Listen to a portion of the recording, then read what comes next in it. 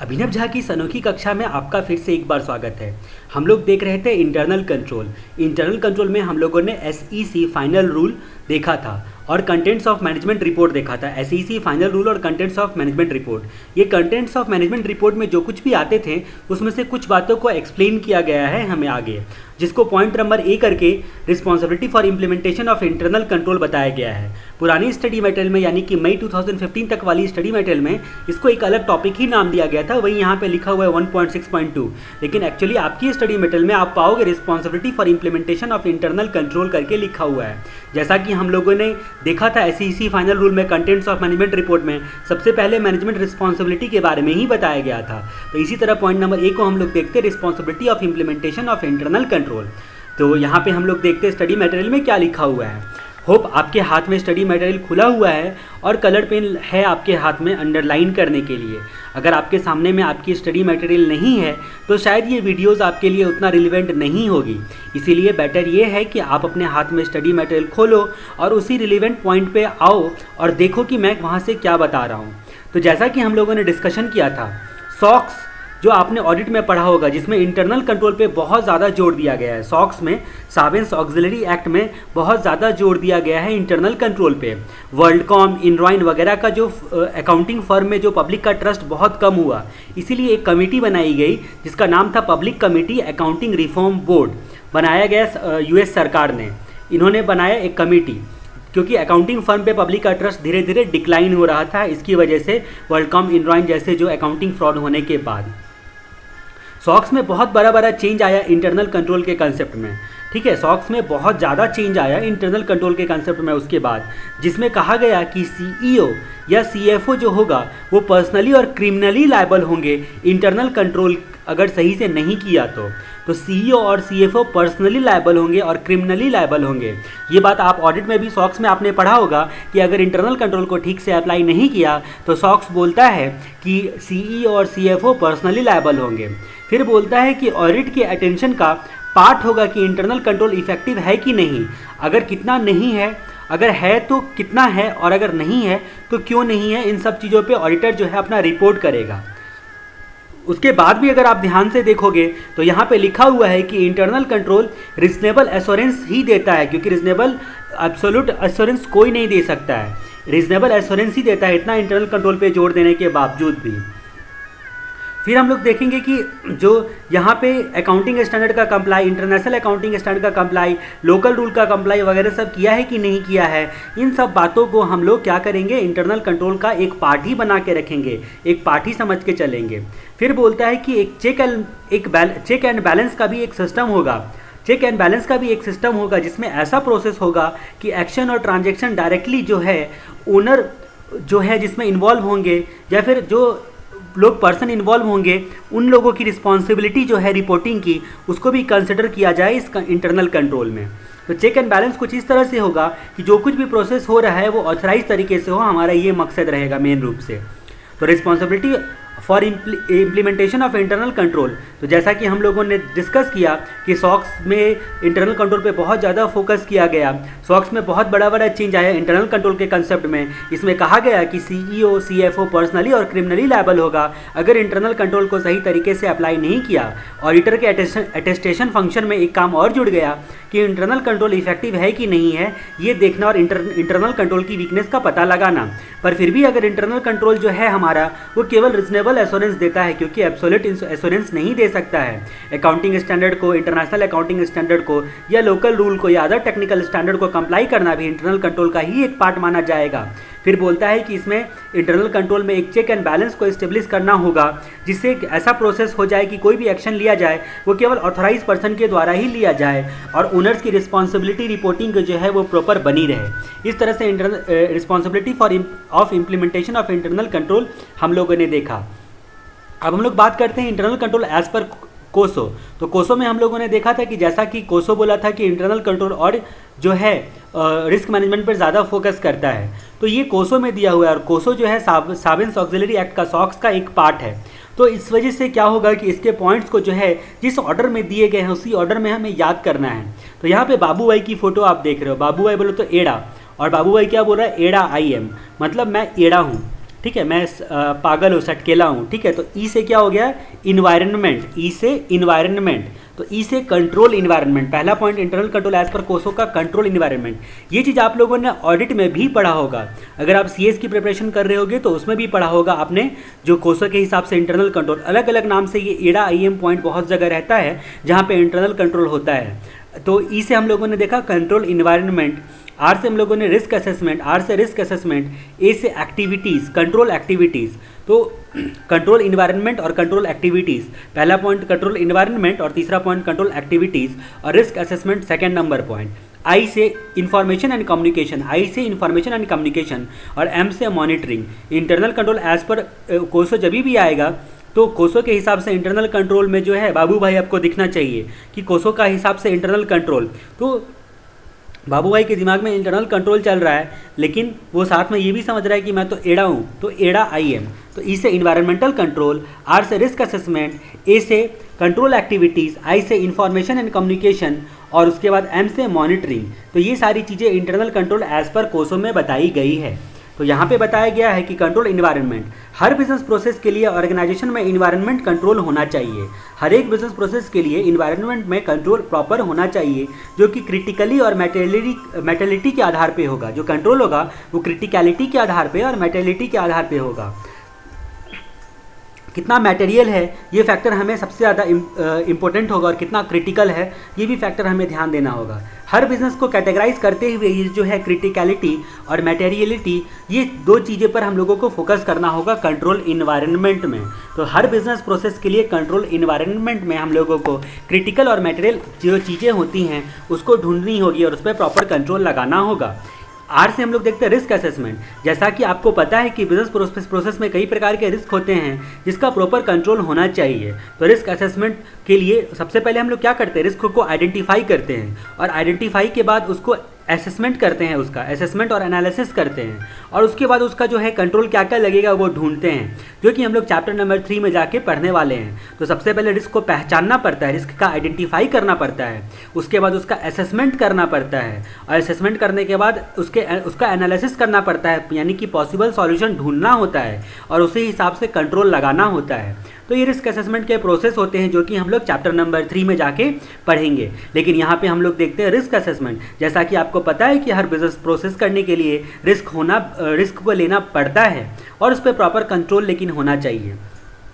Control activities की बात करते हैं। कंट्रोल एक्टिविटीज़, तो ये तो संभव ही नहीं है कि कंट्रोल एक्टिविटी रिस्क को पूरी तरह से एलिमिनेट कर दे, लेकिन हाँ मिटिगेट करने की कोशिश कर सकता है, सब्सटेंशियली मिटिगेट भी कर सकता है अगर कंट्रोल एक्टिविटी अच्छे से लगाया जाए तो कंट्रोल एक्टिविटीज़ में इतना ही आपको याद रखना है। Information and communication, business process का कंट्रोल करने के लिए और मैनेजमेंट करने के लिए सही तरीके से बिजनेस प्रोसेस को कंडक्ट करने के लिए कंट्रोल एक्टिविटी के साथ एसोसिएट होना चाहिए इन्फॉर्मेशन एंड कम्युनिकेशन का। तो इन्फॉर्मेशन एंड कम्युनिकेशन अच्छा रहेगा तभी कोई भी प्रॉब्लम आएगा तो तुरंत उसको कम्युनिकेट किया जाएगा, और इन्फॉर्मेशन कलेक्शन प्रोसेस अच्छा रहेगा तभी हम लोग रिस्क मैनेजमेंट को आइडेंटिफाई, एनालिसिस और असेसमेंट करने के बाद पॉसिबल सॉल्यूशन ढूंढ पाएंगे। तो इन्फॉर्मेशन एंड कम्युनिकेशन। लास्ट वाला पॉइंट आता है मॉनिटरिंग। इंटरनल कंट्रोल को लगातार मॉनिटर करने की ज़रूरत होती है ताकि बदलते वातावरण के साथ साथ समस्याओं के आधार पर इंटरनल कंट्रोल को मॉडिफाई कर दिया जा सके। इंटरनल कंट्रोल को बराबर मॉडिफिकेशन करने की ज़रूरत होती है। तो आपको ये सारी चीज़ें ध्यान रखनी है। एडा आईएम, ई से कंट्रोल इन्वायरमेंट, आर से रिस्क असेसमेंट, ए से कंट्रोल एक्टिविटी, आई से इंफॉर्मेशन एंड कम्युनिकेशन, और एम से मॉनिटरिंग। जब इंटरनल कंट्रोल एज पर कोसो पूछा जाएगा तो आपको एडा आईएम का बाबू भाई याद आना चाहिए। उसके बाद क्लॉज 49 के बारे में बताया गया है। इंटरनल कंट्रोल जो है एज पर क्लॉज 49 जो है उसमें इंटरनल कंट्रोल जो है वो कंप्लीट सॉक्स को नकल किया हुआ है। क्लॉज 49 में सॉक्स की नकल से ही यहाँ भी रेगुलेटरी एंड मैंडेटरी कर दिया गया है इंटरप्राइज रिस्क मैनेजमेंट को और इंटरनल कंट्रोल को। यहाँ भी रेगुलेटरी और मैंडेटरी कर दिया है। क्लॉज 49 ऑफ द सेबी ने मैंडेटरी कर दिया है सेबी रेगुलेशन में भी। किस चीज़ को? रिस्क मैनेजमेंट को और इंटरनल कंट्रोल को। साथ में सीनियर मैनेजमेंट को लीगली रिस्पॉन्सिबल कर दिया है। लीगली रिस्पॉन्सिबल कर दिया गया है इंटरप्राइज रिस्क मैनेजमेंट करने के लिए और इंटरनल कंट्रोल इंप्लीमेंट करने के लिए। अगर आपने इंटरनल कंट्रोल को इंप्लीमेंट नहीं किया तो फिर आप क्रिमिनली लायबल होगे और लीगली लायबल होगे, ऐसा बताया है। इतना ही नहीं, एक्सटर्नल ऑडिटर से जो हम लोगों ने रिपोर्ट लेना था वो वाला भी यहाँ पे बोल दिया गया, यानी कि उसको भी कॉपी कर लिया है। और याद रहे एक बात यहाँ पे कि सॉक्स को कंप्लाई करने के लिए कोसो और कोबिट जो होता है वो बेस्ट प्रैक्टिस के रूप में यूज़ किया जाता है। तो ये चीज़ मैं इसलिए बता रहा हूँ क्योंकि सॉक्स को कंप्लाई करने के लिए आपको कोसो का इस्तेमाल किया जाता है, और कोसो में रिस्क मैनेजमेंट और इंटरनल कंट्रोल दिया है, ये तो आपको पता है। और लेकिन कोबिट का भी इस्तेमाल किया जाता है, और कोबिट 5 जो है, कोबिट के 5 प्रिंसिपल होते हैं, इसलिए कोबिट 5 जो है वो आपके इसी चैप्टर में आगे चल के बहुत अच्छे से डिटेल में पढ़ना है। तो क्लॉज 49 बोलो तो अगर आपने अच्छे से समझ लिया है अगर कोसो को, तो जाहिर सी बात है कि उसी के अकॉर्डिंगली आप क्लॉज 49 को रीड कर लो और आपको तुरंत याद हो जाएगा ये। उसके बाद हम लोग बात करते हैं role of IT in enterprise. IT का रोल एंटरप्राइज में। आप सोच रहे हो कि मैंने इसकी फ़ोटो क्यों डाली हुई है, तो अगर मान लो कि रोबोट फिल्म टाइप का कुछ ऐसा फिल्म बनता तो इसमें ऐसे ही कुछ आईटी टेक्नोलॉजी का खूब प्रॉपर इस्तेमाल किया जाता, और इंडियन गर्ल होती नाक में नथुनी पहन के जैसा इसने पहना हुआ है। तो इस तरह से आईटी का रोल एंटरप्राइज में हम लोग देखेंगे। ये टॉपिक को याद करवाने के लिए मैंने इतनी कहानियाँ सुनाई, बाकी आप लॉजिक मत ढूंढना कि मैंने जो बोला उसका क्या लॉजिक है, ठीक है। तो role of IT in enterprise, role of IT in enterprise topic number 1.7 है हमारा। तो ये जो टॉपिक है इसका नाम से ही जाहिर है कि एंटरप्राइज में आईटी के क्या क्या फ़ायदे हैं, आईटी का क्या क्या रोल होता है, उसके बारे में हम लोग चर्चा करेंगे। बोलो तो सीधे यूज़ ऑफ आईटी के बारे में हम लोग चर्चा करेंगे। आईटी न केवल डाटा प्रोसेस के लिए बल्कि स्ट्रैटेजिक और कॉम्पिटिटिव एडवांटेज के लिए भी यूज़ किया जाता है आजकल, यानी कि डिसीजन मेकिंग करने के लिए भी यूज़ किया जाता है, यानी कि इंक्रीजिंग यूज़ ऑफ आईटी। फिर बोलता है progress of IT, IT deployment का डाटा प्रोसेस, और यहाँ पे डाटा प्रोसेस से एमआईएस में, आईटी डिप्लॉयमेंट डाटा प्रोसेस से एमआईएस रिपोर्ट तक जनरेट करने में, और एमआईएस रिपोर्ट से डिसीजन सपोर्ट करने तक में, और ऑनलाइन ट्रांजैक्शन प्रोसेसिंग करने तक में आईटी का इस्तेमाल किया जा रहा है आजकल। तो आईटी डिप्लॉयमेंट का डाटा प्रोसेस से एमआईएस, और एमआईएस से डीएसएस बोलो तो डिसीजन सपोर्ट सिस्टम, एमआईएस बोलो तो मैनेजमेंट इन्फॉर्मेशन सिस्टम, जो कि चैप्टर नंबर 2 में हम लोगों को आगे चल के पढ़ना है। तो यहाँ पे बोलता है कि ये सारी चीज़ों के लिए आईटी का जो है इस्तेमाल किया जाता है, यानी कि आईटी का इस तरह से प्रोग्रेस होता जा रहा है। किस तरह से बिजनेस करना है ये आजकल आईटी पर ही डिपेंड होते चला जा रहा है। हमारी जो बिजनेस का डिज़ाइन किया जाता है वो इसी तरह से डिज़ाइन किया जाता है। चैप्टर नंबर 5 हम लोग जब पढ़ेंगे तो वहाँ पे आप देखोगे बिजनेस डिज़ाइन के बारे में हम लोगों को सबसे पहले पढ़ना है। तो आजकल आईटी के हिसाब से ही बिजनेस का डिज़ाइन किया जाता है, क्योंकि ऑटोमेटेड प्रोसेसिंग हो सके। वहाँ पर हम लोग देखेंगे चैप्टर नंबर 5 में ऑटोमेटेड प्रोसेसिंग के बारे में, बिजनेस प्रोसेस डिज़ाइन के बारे में। फिर बोलता है यहाँ पे कि एक्सटेंट ऑफ टेक्नोलॉजी का इम्पैक्ट इंटरनल कंट्रोल पर भी पड़ता है। एक्सटेंट ऑफ टेक्नोलॉजी कितना हम लोग इस्तेमाल कर रहे हैं, किस हद तक टेक्नोलॉजी का हम लोग इस्तेमाल कर रहे हैं, उस पर उसका इंटरनल कंट्रोल पर इम्पैक्ट तो पड़ेगा ही, क्योंकि आईटी में कंट्रोल ज़्यादा लगता है, इसीलिए कंट्रोल की ज़रूरत भी बढ़ गई है। उसी हिसाब से कंट्रोल की ज़रूरत भी बढ़ गई है। फिर बोलता है कि सीनियर मैनेजमेंट को आईटी केवल इंफॉर्मेशन प्रोसेसिंग टूल के लिए नहीं बल्कि स्ट्रैटेजिक डिसीजन मेकिंग टूल की तरह ही यूज़ करना चाहिए, स्ट्रैटेजिक मेकिंग टूल की तरह भी इस्तेमाल करना चाहिए, यानी कि बेटर सर्विस के लिए स्ट्रैटेजिक मैनेजमेंट टूल की तरह ही भी इस्तेमाल करना चाहिए। तो role of IT in enterprise जो आपका टॉपिक नंबर 1.7 है, इसमें जस्ट एक बार आप रीड कर लो, क्योंकि यहाँ से क्वेश्चन क्रिएट नहीं हो सकता है। फिर से मैं आपको रिवाइज करवा दूँ कि आईटी न केवल डाटा प्रोसेस करने के लिए बल्कि स्ट्रैटेजिक एंड कॉम्पिटिटिव एडवांटेज के लिए भी इस्तेमाल किया जा रहा है। आईटी डिप्लॉयमेंट का डाटा प्रोसेस से एमआईएस में, एमआईएस से डीएसएस में, और यहाँ तक कि अब तो डिटेल में ट्रांजेक्शन ऑनलाइन प्रोसेसिंग हो रहा है, उसमें भी हम लोगों को इस्तेमाल करना पड़ता है। किस तरह से बिजनेस करना है इसका डिज़ाइन भी आजकल आईटी पर ही निर्भर करता है। जिस हद तक टेक्नोलॉजी का हम लोग इस्तेमाल कर रहे हैं उसी हिसाब का हमारा इंटरनल कंट्रोल भी होना चाहिए, क्योंकि जब टेक्नोलॉजी आईटी का इस्तेमाल करेंगे तो कंट्रोल ज़्यादा लगता है, कंट्रोल की खपत ज़्यादा होती है, इसीलिए कंट्रोल की ज़रूरत बढ़ गई है। और बेटर सर्विस टूल की तरह भी हम लोगों को आईटी का एंटरप्राइज में इस्तेमाल करना है। इस तरह से रोल ऑफ आईटी के बारे में कुछ चीज़ें बताई गई है। अब हम लोग देखेंगे अगला topic, business strategy and IT strategy. Business and IT strategy के बारे में हम लोग देखेंगे, जो आपका टॉपिक नंबर 1.7.1 है, बिजनेस एंड आईटी स्ट्रैटेजी के बारे में। तो बोलता है कि स्ट्रैटेजी का मतलब क्या होता है। स्ट्रैटेजी का मतलब जैसा कि आप जानते हो कि एक मैथोलॉजी होता है। स्ट्रैटेजी मतलब मैथोलॉजी बोलो तो अप्रोच होता है जो सीनियर मैनेजमेंट बनाता है। कौन बनाता है? मैथोलॉजी और अप्रोच को जो सीनियर मैनेजमेंट बनाता है। इसमें पॉलिसी, प्रोसीजर और प्रोसेस और स्टैंडर्ड का ध्यान रखते हुए सीनियर मैनेजमेंट इसको बनाता है। तो senior management policy, procedure, method और स्टैंडर्ड को ध्यान में रखते हुए बोलो तो स्टैंडर्ड, प्रोसीजर और पॉलिसी वगैरह सब बनाता है। ठीक है। फिर हम लोग देखते हैं कि बिजनेस आफ्टर आईटी, आईटी आने के बाद बिजनेस का जो ऑपरेट और मैनेज करने का तरीका होता है वो ड्रास्टिकली बदल गया है। फिर बोलता है कि जो change in business strategy, drastical और ड्रामेटिक बदलाव आ गया है आईटी के आने से बिजनेस स्ट्रैटेजी में। जैसे कि पानी के बिना मछली नहीं रह सकती है और हिंदी फिल्म में हीरोइन के बिना हीरो नहीं रह सकता है, वैसे ही जो है यहाँ पे सेम टू सेम अगर आप बात करोगे तो आज के डेट में आईटी के बिना बिजनेस स्ट्रैटेजी बनाने का सोचा भी नहीं जा सकता है। ये business strategy and IT strategy के बारे में कुछ बातें लिखी गई है। फिर यहाँ पे बताया गया business strategy must include IT. Business strategy में आईटी इंक्लूड जरूर से जरूर होना चाहिए, इसीलिए बिजनेस स्ट्रैटेजी में आईटी स्ट्रैटेजी और उसके प्लानिंग को भी इन्वॉल्व करना जरूरी है किसी भी बिजनेस ऑब्जेक्टिव को पाने के लिए। तो ये बिजनेस जो स्ट्रैटेजी होती है उसका पार्ट होना चाहिए, यानी कि इंटरप्राइज का जो इंटरप्राइज गवर्नेंस का पार्ट जैसे आईटी था ना, वैसे बिजनेस स्ट्रैटेजी का भी पार्ट होना चाहिए आईटी। बस इतना हम लोगों को यहाँ पे ध्यान देना है।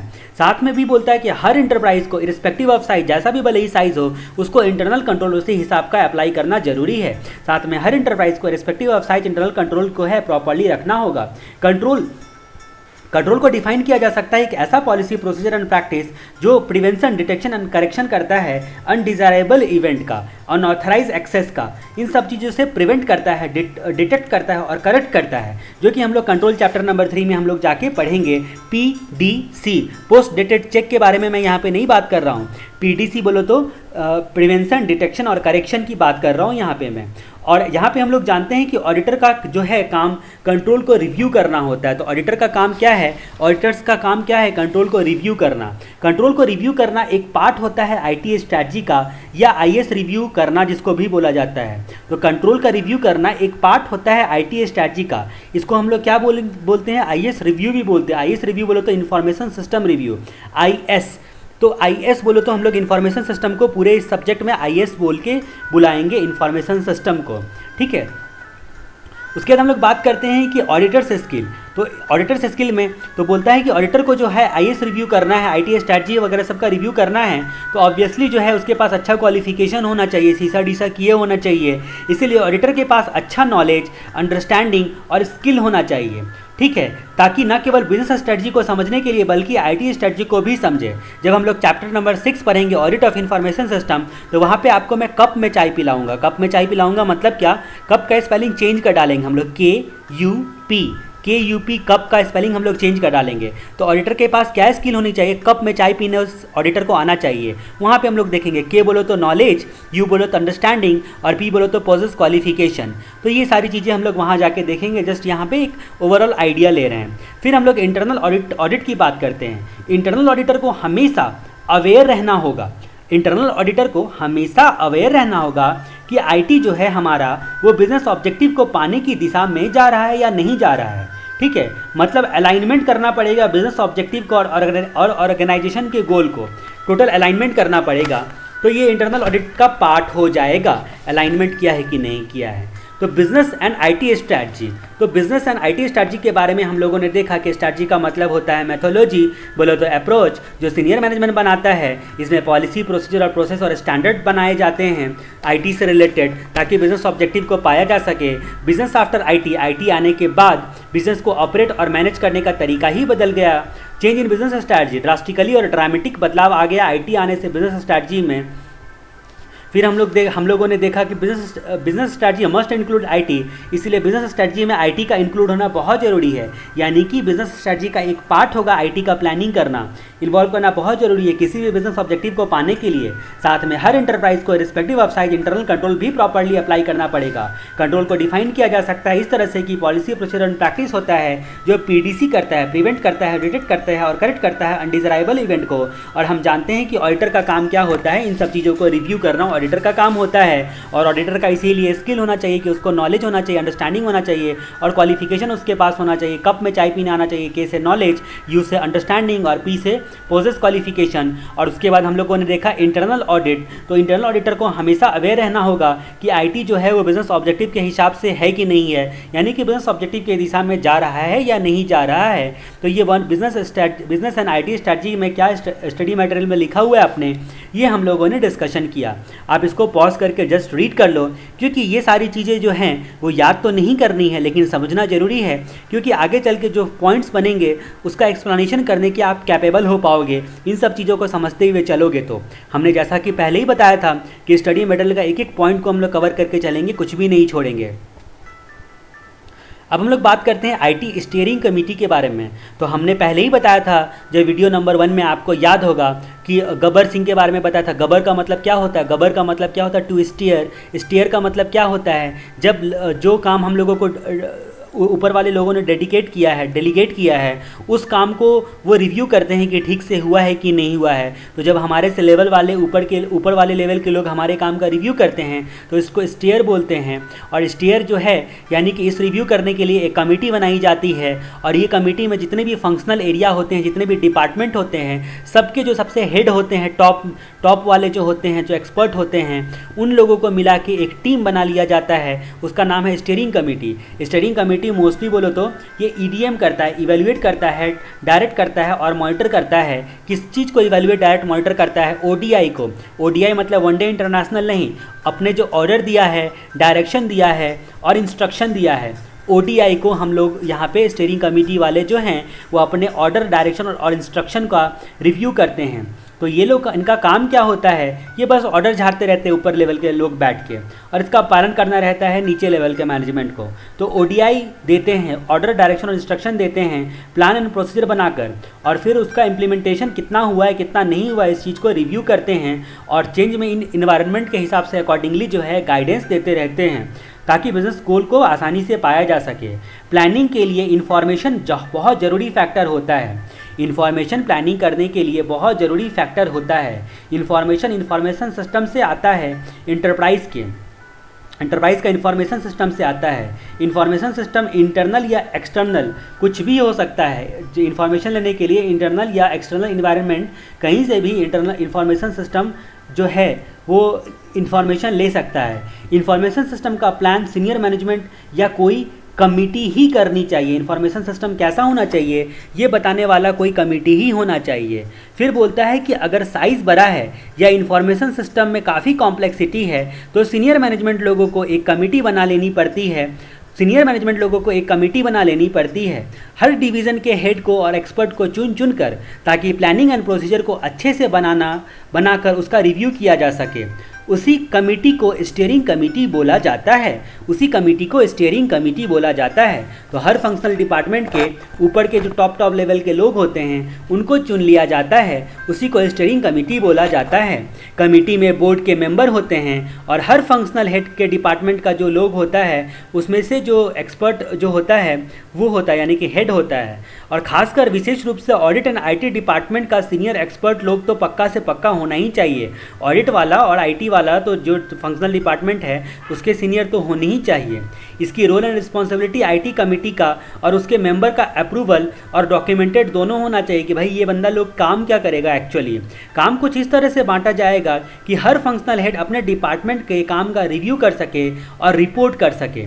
हर फंक्शनल हेड अपने एरिया के काम का रिव्यू कर सके और रिपोर्ट कर सके। और उसके बाद की फंक्शन ऑफ ऑडिट कमेटी बताई गई है।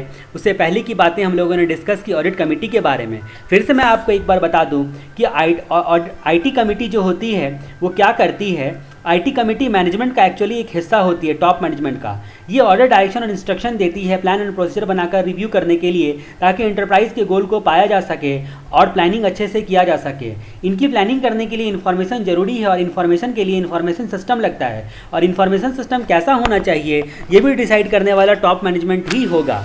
फिर बोलता है कि अगर साइज़ बड़ा है ऑर्गेनाइजेशन का या इन्फॉर्मेशन सिस्टम में काफ़ी कॉम्प्लेक्सिटी है तो सीनियर मैनेजमेंट लोग क्या करते हैं, यानी कि बोर्ड के मेंबर लोग क्या करते हैं, अपने में से ही कुछ मेंबर्स को चुन के एक कमेटी बना लेते हैं। और जिसमें ध्यान रहे इस बात का कि हर फंक्शनल एरिया का हेड जो है वो होना चाहिए। हर फंक्शनल एरिया का हेड जो होना चाहिए और वो अपने एरिया के काम को रिव्यू करेगा।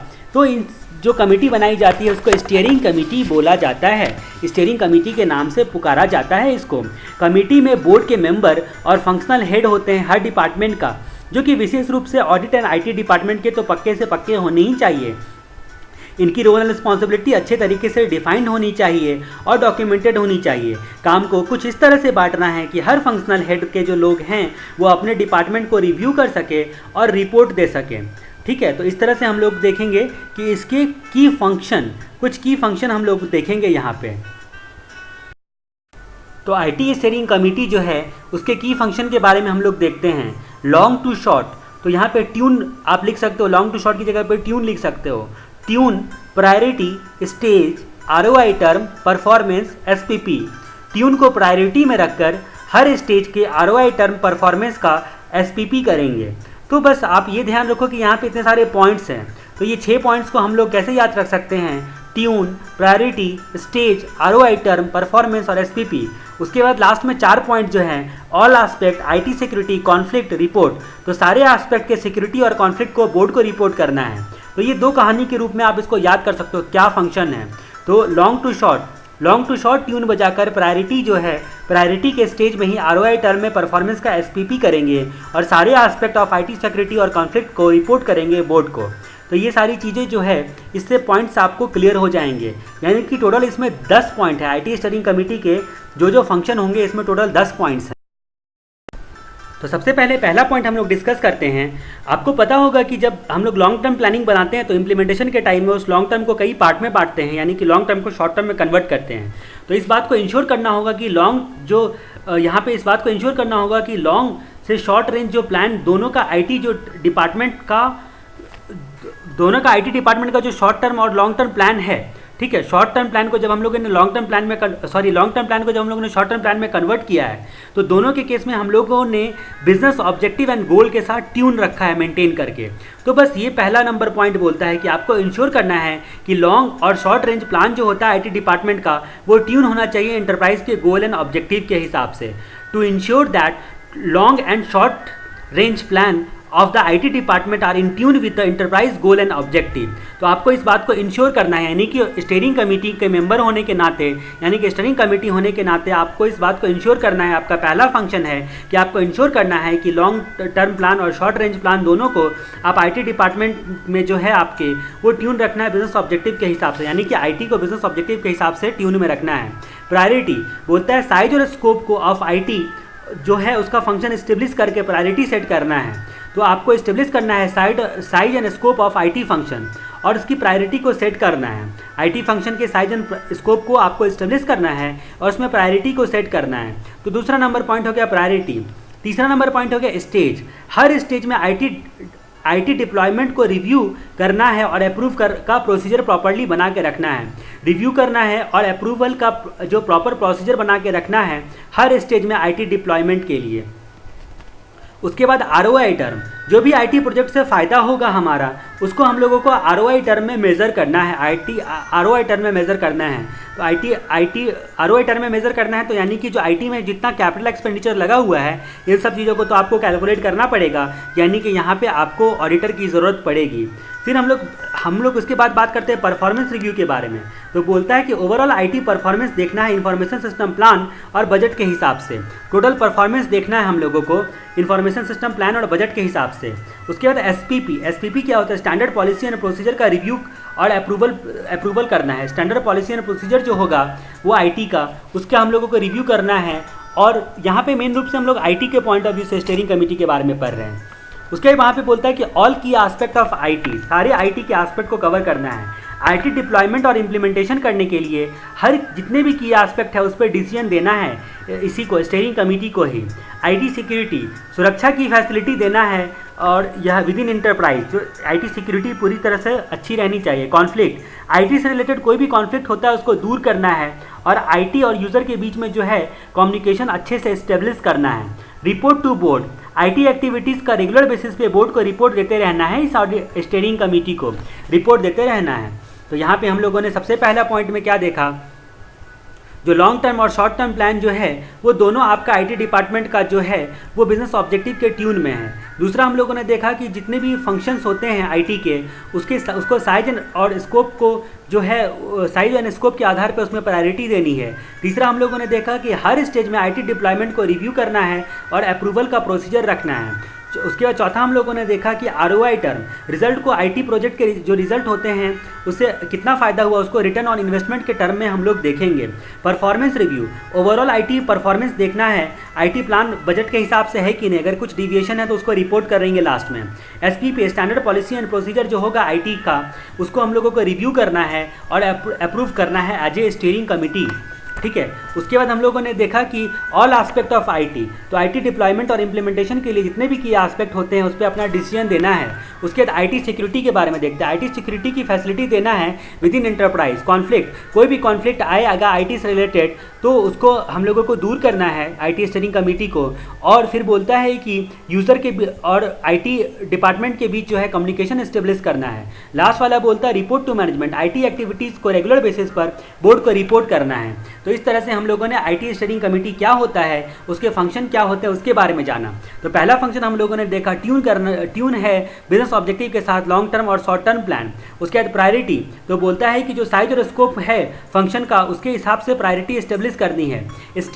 स्टेज में बोलता है कि हर स्टेज में आईटी डिप्लॉयमेंट और को रिव्यू और अप्रूव करने का प्रोसीजर रखना है। आरओआई टर्म में हम लोगों को आईटी का बेनिफिट देखना है। फिर बोलता है कि परफॉर्मेंस जो है वो ओवरऑल परफॉर्मेंस का रिव्यू करना है, इंफॉर्मेशन सिस्टम प्लान और बजट का हिसाब से होना चाहिए। स्टैंडर्ड पॉलिसी एंड प्रैक्टिस का रिव्यू एंड अप्रूवल करना है। सारे एस्पेक्ट ऑफ आईटी जो है इंप्लीमेंटेशन करने के लिए उसके की एस्पेक्ट पर डिसीजन देना है। आईटी की सिक्योरिटी की फैसिलिटी देना है विद इन इंटरप्राइज। कोई भी कॉन्फ्लिक्ट होगा आईटी से रिलेटेड तो उसको दूर करना है और बोर्ड को रिपोर्ट करना है। इस तरह से हम लोगों ने देखा की फंक्शन। तो लॉन्ग टर्म और शॉर्ट टर्म प्लान का हम लोगों को क्या करना था।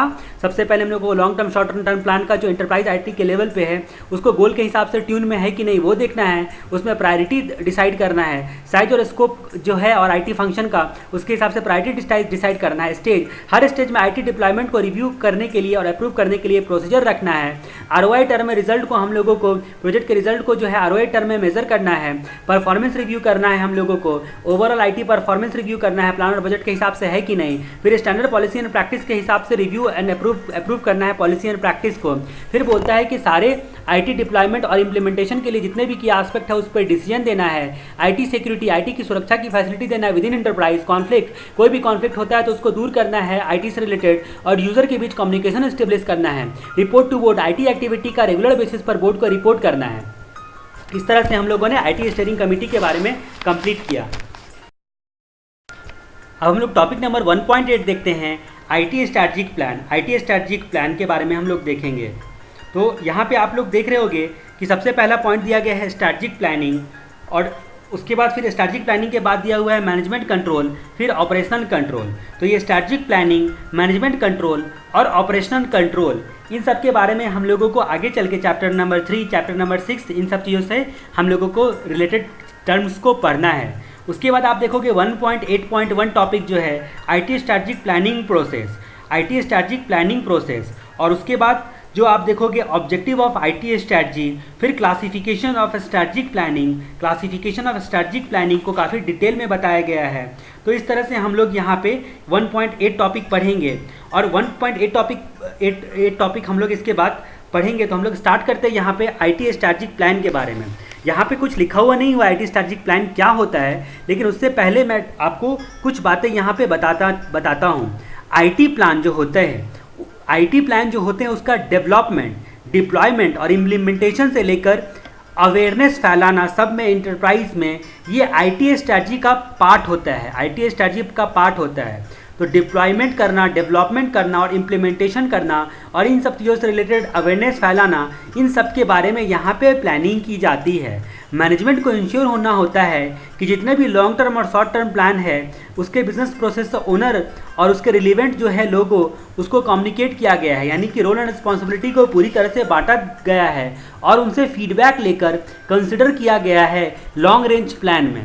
आईटी स्ट्रैटेजी में उनसे भी फीडबैक लेकर जो है उनको कंसिडर किया गया है। तो ये सारी चीज़ों का प्लानिंग करना पड़ता है। होप आपको आईटी स्ट्रैटेजी प्लानिंग में क्या होता है ओवरऑल आइडिया लग गया होगा, यानी कि डेवलपमेंट, डिप्लॉयमेंट, इम्प्लीमेंटेशन, अवेयरनेस, ये सब चीज़ों का प्लानिंग किया जाता है। लॉन्ग टर्म और शॉर्ट टर्म प्लान जो होते हैं उसके लिए ओनर यानी कि रोल एंड रिस्पॉन्सिबिलिटी डिटरमाइन की जाती है और कम्युनिकेट की जाती है और साथ में जो है ऑर्गेनाइजेशन से फीडबैक लेकर उसको बाकी जो प्लान जो है उसको मॉडिफाई करने में जो है वो यूज़ किया जाता है।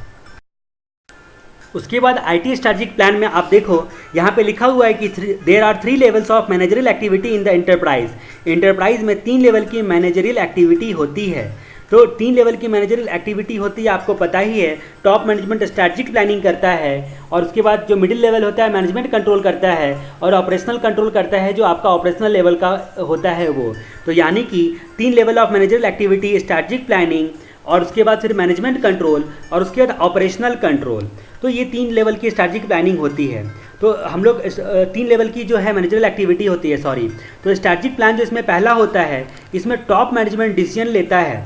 टॉप मैनेजमेंट डिसीजन लेता है ऑर्गेनाइजेशन का पर्पस और ऑब्जेक्टिव को कैसे पाया जा सके, इसके लिए सारे स्ट्रैटेजिक डिसीजन जो होते हैं वो टॉप मैनेजमेंट लेते हैं। स्ट्रैटेजिक डिसीजन लेते हैं, बोलो तो कोई भी नया प्रोडक्ट लॉन्च करना है, मर्जर एक्विजिशन करना है, वगैरह वगैरह सब डिसीजन को स्ट्रैटेजिक डिसीजन बोलते हैं, जो केवल टॉप मैनेजमेंट करता है। ये काफ़ी कॉन्फिडेंशियल डिसीजन होता है, ये काफ़ी सेंसिटिव होता है। तो इसका इन्फॉर्मेशन जो होता है, तो आप लोगों ने सेबी रेगुलेशन में पढ़ा होगा, प्राइस सेंसिटिव इन्फॉर्मेशन।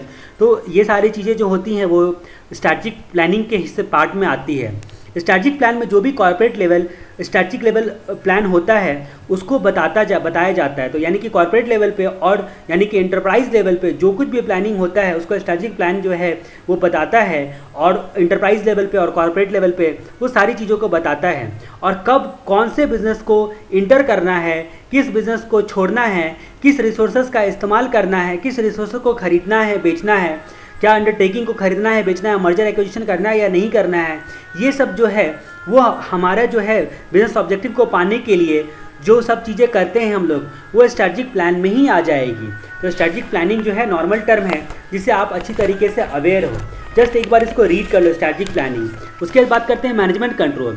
तो बोलता है कि मैनेजमेंट कंट्रोल एक ऐसा प्रोसेस है जिससे मैनेजर एश्योर करता है कि रिसोर्सेज का जो है इफेक्टिव इस्तेमाल हो रहा है और ऑप्टिमम इस्तेमाल हो रहा है, यानी कि कंट्रोल यूज़ हो रहा है। तो मैनेजमेंट कंट्रोल में रिसोर्सेज के इस्तेमाल के बारे में बताया गया है कि बिजनेस का ऑब्जेक्टिव को पाने के लिए रिसोर्सेज का सही तरीके से और सही दिशा में इस्तेमाल हो रहा है कि नहीं हो रहा है। विशेषकर हम लोग यहाँ पे अगर बात करते हैं तो आईटी का इस्तेमाल सही तरीके से हो रहा है कि नहीं हो रहा है। उसके बाद हम लोग बात करते हैं यहाँ पे ऑपरेशनल कंट्रोल।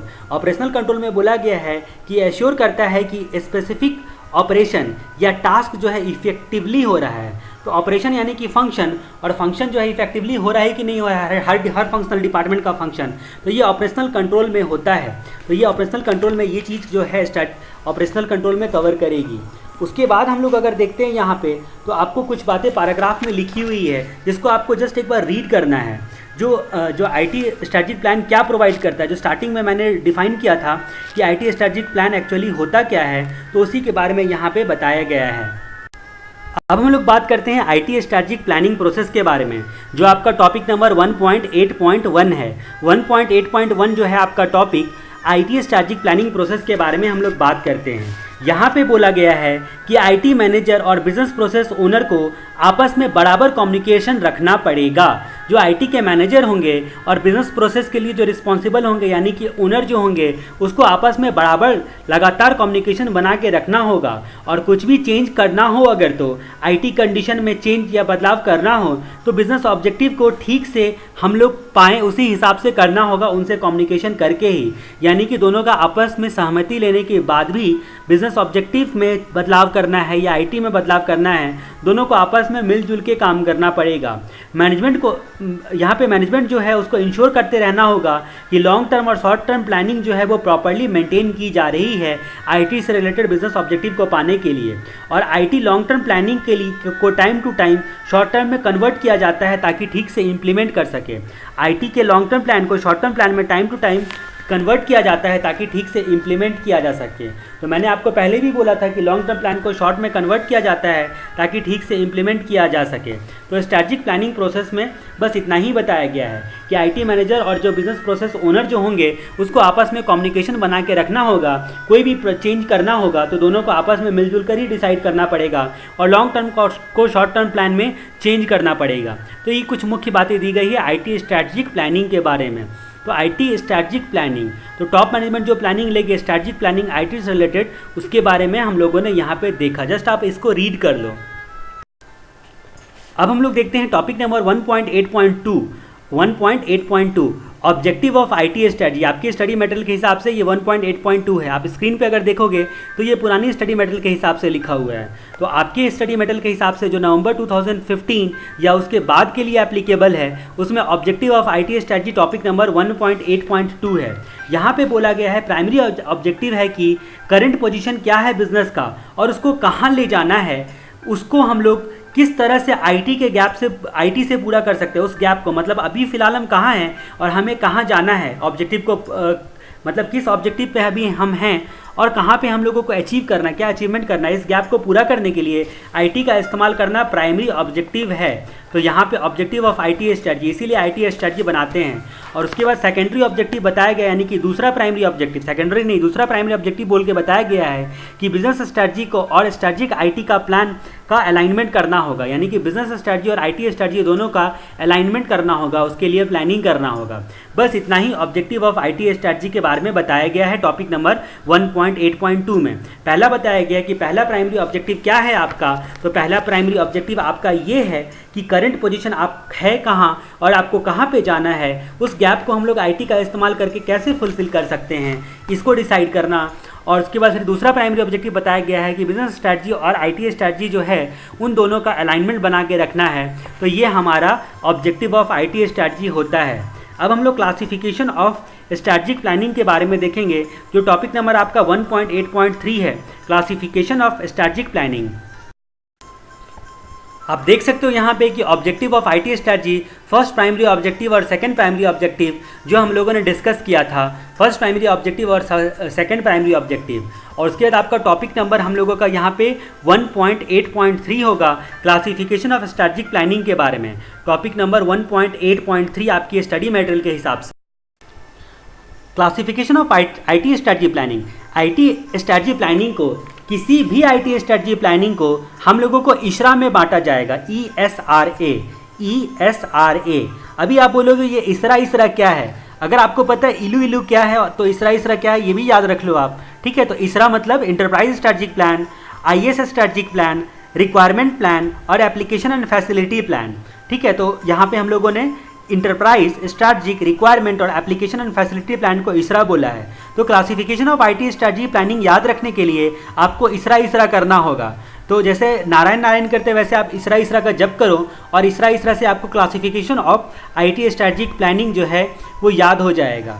तो इस मैडम की जगह पे आप बैठ जाओ और वो जो रॉबोट लोग हैं वो आपको इसरा बोलेंगे और आपको इसरा याद करना है। तो रोबोट जैसे याद करवाता था उस मूवी में, रोबोट मूवी में ऐश्वर्या राय को, वैसे आपको इसरा मैं याद करवा रहा हूँ। आई मीन टू से वो रोबोट याद करवा रहा है। तो इंटरप्राइज स्ट्रैटेजिक प्लान, फिर स्ट्रैटेजिक प्लान, फिर रिक्वायरमेंट प्लान, फिर एप्लीकेशन एंड फैसिलिटी प्लान, ये 4 प्रकार से क्लासीफाई किया जा सकता है। आईटी स्ट्रैटेजी प्लानिंग को 4 प्रकार से क्लासीफाई किया जा सकता है। इसको हम लोग डिटेल में स्टडी करेंगे अभी। सबसे पहले हम लोग देखते हैं इसरा का इंटरप्राइज स्ट्रैटेजिक प्लान।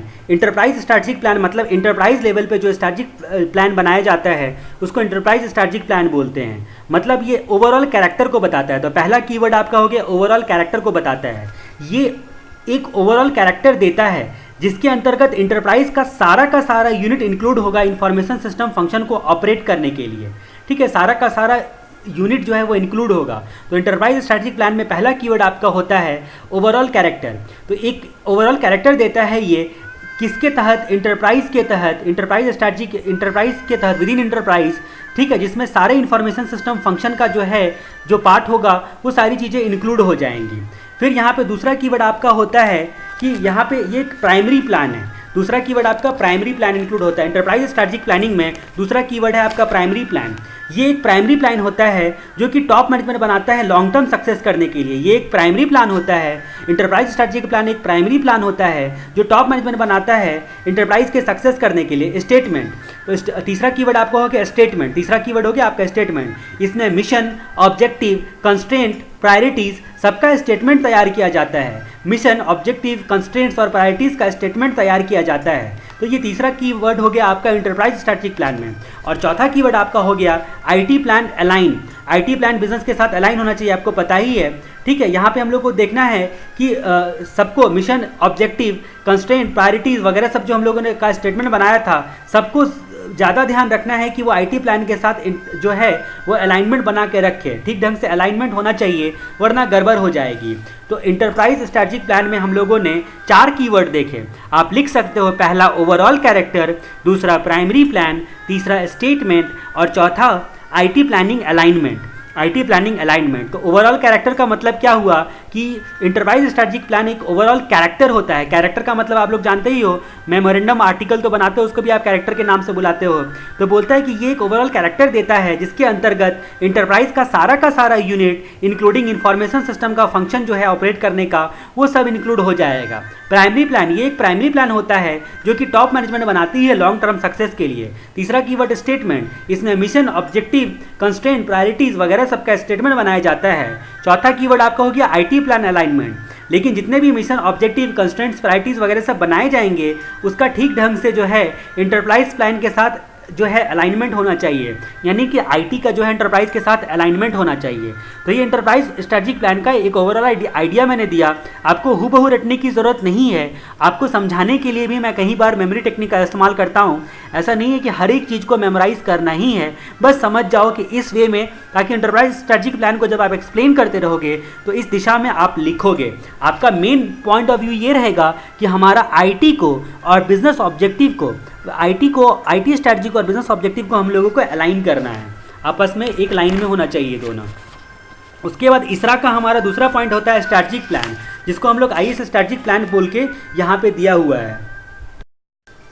ये जो इसरा का स्ट्रैटेजिक प्लान है, इसरा का जो स्ट्रैटेजिक प्लान है वो काफ़ी इंपॉर्टेंट है। इंपॉर्टेंट इसलिए है क्योंकि इसमें some of the enabler of the IAS strategy plan दिया हुआ है, और जहाँ पे भी कुछ चीज़ें पॉइंट में दी रहती है वो इंस्टीट्यूट कभी भी पूछ सकता है। तो ये आपके लिए अलर्ट होने का जगह है, और ये कुछ इस तरह से दिया हुआ है कि याद भी होना बहुत मुश्किल है।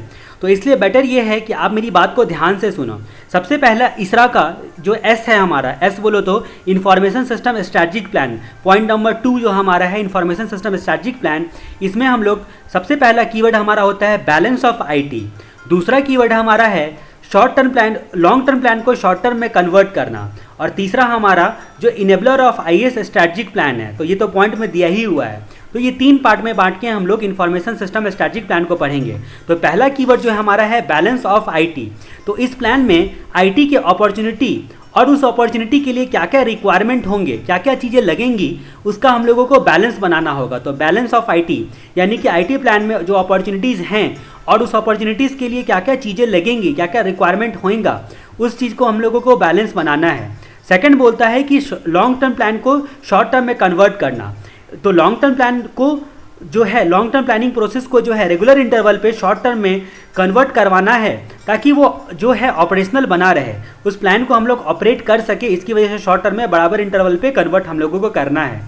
तो दूसरा हमारा convert long term to short term. तीसरा हम लोग बोलते हैं some of the enabler of the IAS strategic plan. कुछ आईएएस स्ट्रैटेजिक प्लान के इनेबलर के बारे में हम लोग बात करते हैं। तो क्या क्या ये इनेबलर होते हैं? अगर क्रक्स में सीधे शब्दों में मैं बोलूँ तो एक ही बात हम लोग इसमें कह सकते हैं कि क्या इनेबलर को याद करने के लिए, तो यहाँ पे हम लोग देखते हैं कि बिजनेस ऑब्जेक्टिव में आईटी स्ट्रैटेजी को लाने से क्या क्या फ़ायदे होंगे, ठीक है, और क्या क्या फ़ायदे होने चाहिए, इन सब चीज़ों को यहाँ पे पॉइंट में लिख डाला गया है। Some of the enabler of IAS strategic plan, कुछ इनेबलर के बारे में बताया गया है आईटी स्ट्रैटेजिक प्लान को। आईटी स्ट्रैटेजिक प्लान को इनेबल बनाने के लिए कुछ इनेबलर के बारे में बताया गया है। तो ये इसके लिए आप अगर मेमोरी टेक्निक बनाने के लिए बैठो तो सपोज दैट कि एक आपकी महिला मित्र है, ठीक है, वो महिला मित्र को आप बोलते हो EDI। तो पहला 3 पॉइंट में देखो आप EDI लिख सकते हो। उसके बाद फिर MT, मॉनिटर और टाइम लिखो, MT लिखो, MT। और उसके बाद फिर बोलते हैं कि existing position need for senior management. तो बोलता है कि AD मेमोरी टेक्निक बनाने के लिए एग्जिस्टिंग पोजीशन पे आने के लिए तुमको सीनियर मैनेजमेंट की ज़रूरत पड़ेगी, ठीक है। तो ये आपका EDI, MT और existing position need for senior management. तो एग्जिस्टिंग का मतलब क्या हो गया यहाँ पे, सॉरी EDI की बात हम लोग करते हैं पहले। EDI तो इलेक्ट्रॉनिक डाटा इंटरचेंज भी आपका EDI होता है, ठीक है, लेकिन यहाँ पे हमारा जो है इंटरप्राइज बिजनेस स्ट्रैटेजी, डेफिनेशन और आई से इन्वेंट्री, इन 3 पॉइंट को हम लोग कवर करेंगे। तो सबसे पहला पॉइंट क्या बोलता है कि इंटरप्राइज बिजनेस स्ट्रैटेजी, तो बिजनेस इंटरप्राइज की लेवल पे बिजनेस स्ट्रैटेजी जो है हमारी, वो पहला इनेबलर है आईटी का, क्योंकि आईटी का बिजनेस स्ट्रैटेजी के साथ अलाइनमेंट करना है हमें, इसीलिए पहला पॉइंट इंटरप्राइज बिजनेस स्ट्रैटेजी है। दूसरा पॉइंट है कि define of how IT support the business objective.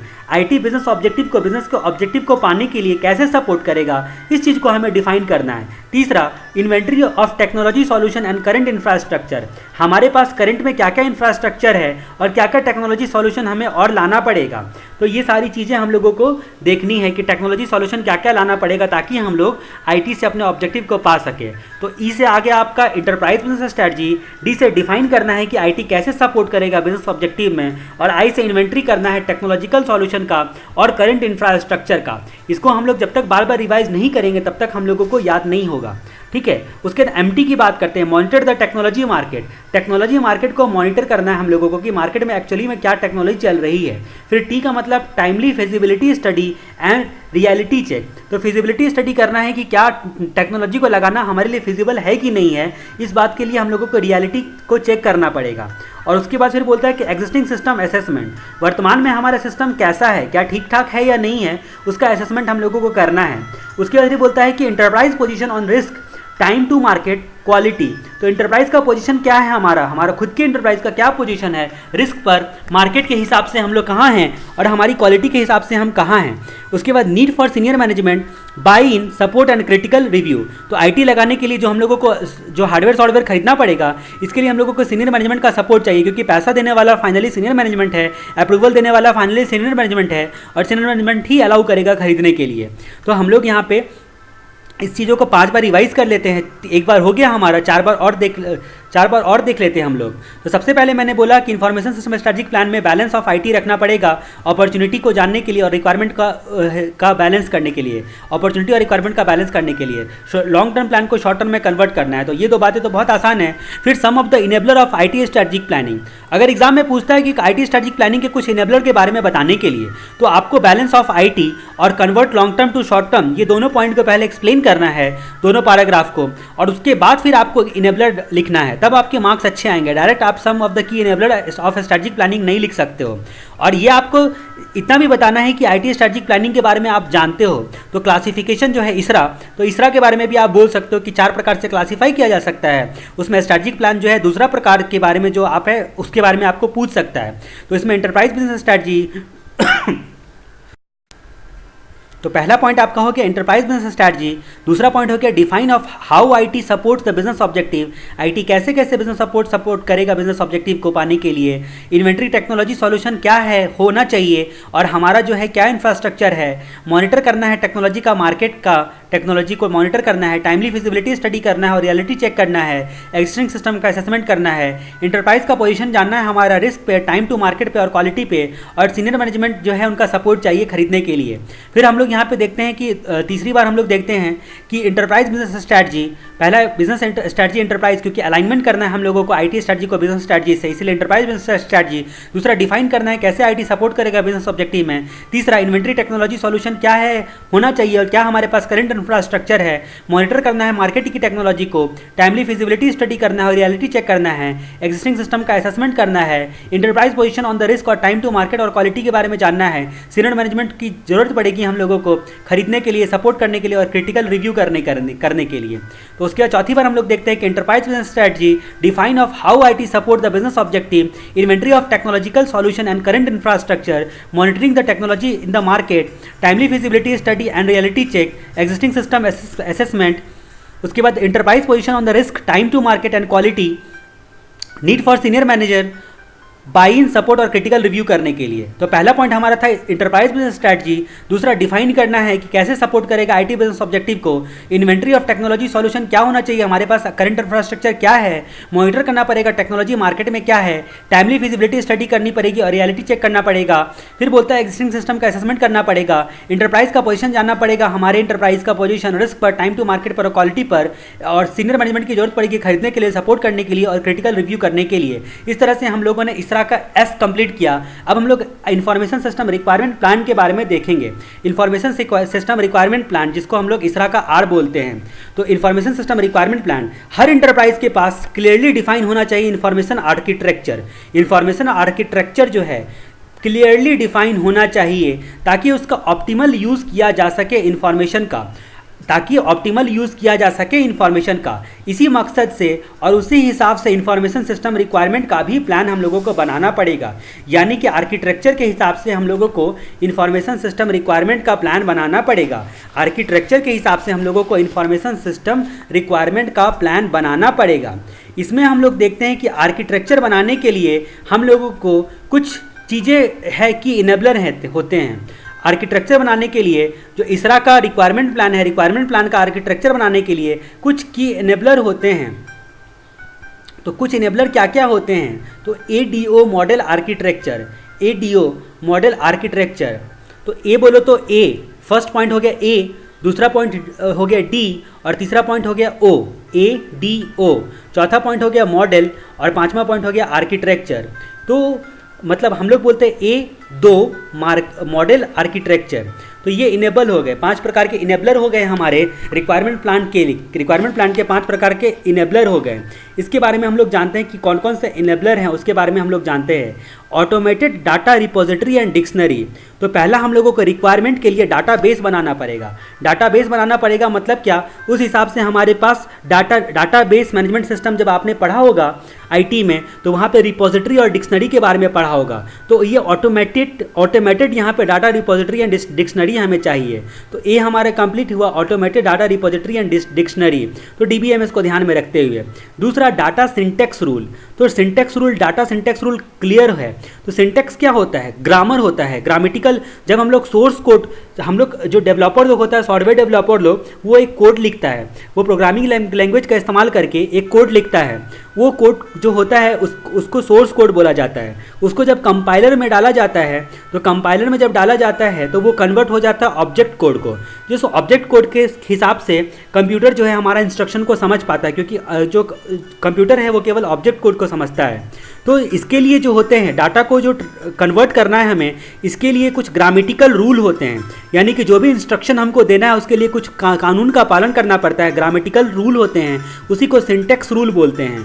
तो ये जो है आप acquisition, development and implementation of information system chapter number 5 में जाने के बाद मैं आपको दोबारा बताऊंगा। तो पहला है automated data repository and dictionary, दूसरा है डाटा सिंटेक्स रूल, तीसरा डाटा ओनरशिप एंड क्रिटिकलिटी और सिक्योरिटी क्लासिफिकेशन। तो ओ का मतलब ओनरशिप। तो ओनरशिप का मतलब क्या? किसकी रोल एंड रिस्पॉन्सिबिलिटी होती है डाटा को संभालने की, और सिक्योरिटी क्लासिफिकेशन की, किसकी जिम्मेदारी होती है सिक्योरिटी करे और क्रिटिकलिटी के हिसाब से क्लासिफिकेशन करे, और किसकी रिस्पॉन्सिबिलिटी होती है सारी, उसी को ओनरशिप बोला गया है। तो ए से automated data repository and dictionary, D से डाटा सिंटेक्स रूल, और तीसरा है हम लोगों का ओ से ownership and criticality security classification. चौथा बोलता है कि an information model represent the business. Information model जो होगा हमारा बिजनेस को रिप्रेजेंट करना चाहिए। तो मॉडल, तो इंफॉर्मेशन सिस्टम में इस तरह से मॉडलिंग किया जाएगा आर्किटेक्चर को कि हमारे बिजनेस को रिप्रेजेंट करे वो। और उसके बाद लास्ट वाला पॉइंट बोलता है enterprise information architecture standard. Standard के हिसाब से हम लोगों को आर्किटेक्चर बनाना है। तो ADO मॉडल स्टैंडर्ड भी आप बोल सकते हो, ADO मॉडल स्टैंडर्ड भी बोल सकते हो। तो बस 5 बार हम लोग रिवाइज करते हैं, और आप इसको भूलने वाले पॉइंट में ट्रिपल स्टार करके मार्क करो, क्योंकि एग्जाम के एक दिन पहले भी आप इस चीज़ को देख के जा पाओ। अदरवाइज इसमें आप कुछ नहीं लिख पाओगे, कुछ याद ही नहीं आएगा कि इन्फॉर्मेशन सिस्टम रिक्वायरमेंट के जो इनेबलर होते हैं वो क्या क्या थे। Automated data repository and dictionary पहला, डाटा सिंटेक्स रूल दूसरा, डाटा ओनरशिप एंड क्रिटिकलिटी और सिक्योरिटी क्लासिफिकेशन चौथा, information model represent the business, और उसके बाद पांचवा, एंटरप्राइज इंफॉर्मेशन आर्किटेक्चर स्टैंडर्ड। तो पहला automated data repository and dictionary, दूसरा डाटा सिंटेक्स रूल, तीसरा डाटा ओनरशिप एंड क्रिटिकलिटी और सिक्योरिटी क्लासिफिकेशन, चौथा an information model represent business, information model business को रिप्रेजेंट करना चाहिए। फिर बोलता है कि एंटरप्राइज इंफॉर्मेशन आर्किटेक्चरल स्टैंडर्ड। फिर बोलता है कि पहला हम लोगों ने पॉइंट देखा automated data repository and dictionary, data syntax rule, data ownership and criticality और security classification, information model represent the business, enterprise information architectural standard. इस तरह से हम लोगों ने की इनेबलर जाने इसरा के आर के, यानी कि रिक्वायरमेंट प्लान के। फिर हम लोग देखते हैं कि इन्फॉर्मेशन सिस्टम जो है इसके बाद जो है यहाँ पे क्या लिखा हुआ है रिक्वायरमेंट प्लान में। तो इन्फॉर्मेशन सिस्टम जो पैराग्राफ में लिखा हुआ है उसके बारे में हम लोग चर्चाएं करते हैं। इन्फॉर्मेशन सिस्टम डिपार्टमेंट के लिए इन्फॉर्मेशन सिस्टम रिक्वायरमेंट और इन्फॉर्मेशन सिस्टम आर्किटेक्चर को डिटरमाइन करना ही IS रिक्वायरमेंट प्लान कहलाता है। तो आर्किटेक्चर को और रिक्वायरमेंट को जो सिस्टम इन्फॉर्मेशन सिस्टम का, तो IS डिपार्टमेंट में जो इन्फॉर्मेशन सिस्टम का आर्किटेक्चर करेंगे डिसाइड, यानी कि आर्किटेक्चर बोलो तो हायरार्की वगैरह सब डिसाइड करेंगे, ठीक है। तो उसको डिसाइड करना और इन्फॉर्मेशन सिस्टम की क्या ज़रूरतें हैं रिक्वायरमेंट का डिसाइड करना ही हमारा रिक्वायरमेंट प्लान कहा जाता है। इन्फॉर्मेशन सिस्टम आर्किटेक्चर में मेजर फंक्शन, ऑपरेशन, स्कोप और कैटेगरी IS का डिसाइड किया जाता है। इंफॉर्मेशन सिस्टम का जो इन्फॉर्मेशन सिस्टम आर्किटेक्चर में आईएएस का मेजर फंक्शन, इन्फॉर्मेशन सिस्टम का मेजर फंक्शन, इन्फॉर्मेशन सिस्टम का ऑपरेशन, इन्फॉर्मेशन सिस्टम का स्कोप और इन्फॉर्मेशन सिस्टम की कैटेगरी वगैरह को डिसाइड किया जाता है। तो आईएएस आर्किटेक्चर में major function, operation, scope and category IAS का डिसाइड किया जाता है। इन्फॉर्मेशन नीडेड जो है वो बिजनेस प्लान डिटरमाइन करता है। क्या इन्फॉर्मेशन लगेगा ये डिटरमाइन करने वाला कौन होता है, तो ये बिजनेस प्लान होता है। उसी के हिसाब से हमारा बिजनेस प्लान के हिसाब से ही हमारा इन्फॉर्मेशन रिक्वायरमेंट प्लान बनता है, यानी कि इन्फॉर्मेशन रिक्वायरमेंट प्लान का बेस बनता है हमारा बिजनेस के हिसाब से ही। आईटी सॉल्यूशन में बोलता है कि एक्वायर करना, डेवलप करना और इम्प्लीमेंट करना है कि नहीं करना है आईटी को, तो ये सारी चीज़ें जो हैं वो हम लोगों को रिक्वायरमेंट के आधार पे ही पता चलेगी कि आईटी जो है हम लोगों को लगाना है या नहीं लगाना है। जब तक हम लोग रिक्वायरमेंट का एनालिसिस नहीं करेंगे तब तक हम लोगों को पता ही नहीं चलेगा कि आईटी को लगाना है या नहीं लगाना है। तो की इनेबलर के बाद मैंने जो पैराग्राफ बोले उसमें मैंने बोला कि इन्फॉर्मेशन सिस्टम डिपार्टमेंट के लिए इन्फॉर्मेशन रिक्वायरमेंट और इन्फॉर्मेशन सिस्टम आर्किटेक्चर को डिटरमाइन करना ही इन्फॉर्मेशन सिस्टम रिक्वायरमेंट प्लान कहलाता है। इन्फॉर्मेशन सिस्टम आर्किटेक्चर में मेजर फंक्शन, ऑपरेशन, स्कोप और कैटेगरी जो होती है इन्फॉर्मेशन सिस्टम का वो डिसाइड किया जाता है। और इन्फॉर्मेशन जो होता है वो बिजनेस के नीड के हिसाब से, यानी कि बिजनेस के प्लान के हिसाब से डिटरमाइन किया जाता है इन्फॉर्मेशन का रिक्वायरमेंट, यानी कि इन्फॉर्मेशन रिक्वायरमेंट का बेस जो है वो बिजनेस प्लान होता है। फिर बोलता है कि बिजनेस प्लान इन्फॉर्मेशन सिस्टम में हम लोगों को आईटी को लगाना है या नहीं लगाना है, इसके लिए हम लोगों को रिक्वायरमेंट एनालिसिस को जो है पूरी तरह से करनी पड़ती है। ये सारी चीज़ें आईएएस रिक्वायरमेंट प्लान में बताया गया है।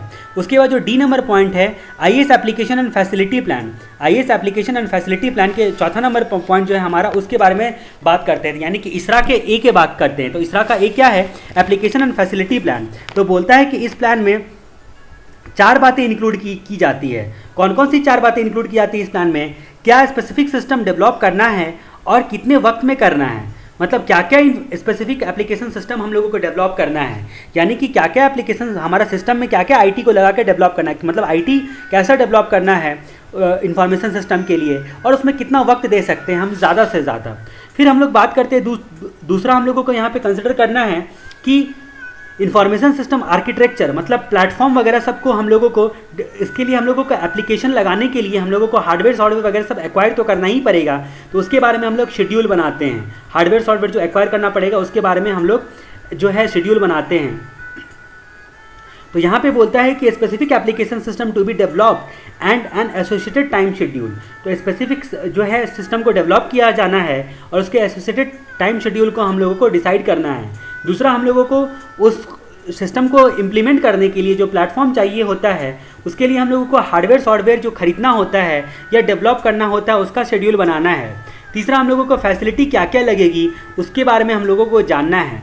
एप्लीकेशन में सिस्टम को लगाने के लिए क्या क्या फैसिलिटी और भी चाहिए होगी, जैसे सर्विस वगैरह सब, उसके बारे में हम लोग को जानना है। फिर हम लोग organisation change required, existing infrastructure में, एग्जिस्टिंग सिस्टम में क्या क्या बदलाव लाने की ज़रूरत है उसको भी हम लोगों को जानना है यहाँ पे। तो इस प्लान में 4 बातें इंक्लूड होती है। स्पेसिफिक एप्लीकेशन सिस्टम को डेवलप करना और एसोसिएटेड टाइम शेड्यूल उसका क्या होगा, हार्डवेयर सॉफ्टवेयर को खरीदना, फैसिलिटी की ज़रूरत को जानना और फैसिलिटी की ज़रूरत का जुगाड़ करना, और फिर बोलता है कि ऑर्गेनाइजेशन में क्या क्या चेंज करना पड़ेगा, इन 4 बातों को जानना पड़ता है।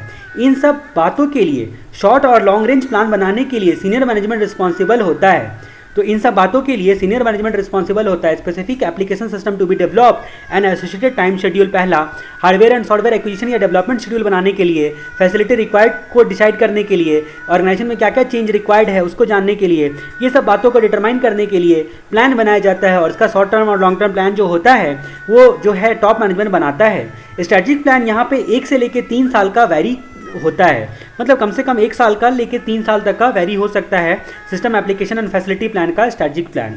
तो ये डिपेंड करता है साइज़ और नेचर जो है एप्लीकेशन का और एंटिटी का, उस पर डिपेंड करता है। स्ट्रेटेजिक प्लान या तो टॉप मैनेजमेंट खुद ही बनाएगा या किसी कमेटी बना के उसको जो है डेलीगेट कर देगा। पर इस बात पे हम लोगों को ध्यान रहे कि बिजनेस ऑब्जेक्टिव जो है उस पर हम लोगों का अलाइनमेंट बना के यहाँ भी चलना है। तो ऑब्वियसली बात है कि हर जगह एक ही चीज़ आती है कि बिजनेस ऑब्जेक्टिव के साथ अलाइनमेंट बना के चलना है। इन्फॉर्मेशन सिस्टम एप्लीकेशन और स्ट्रेटेजिक प्लान बिजनेस नीड और उसके प्रायोरिटी के आधार पे बना हुआ होना चाहिए। इन्फॉर्मेशन सिस्टम एप्लीकेशन और उसका स्ट्रेटेजिक प्लान जो है वो हमारे बिजनेस की ज़रूरतों के हिसाब से और प्रायोरिटी के हिसाब से बना हुआ होना चाहिए।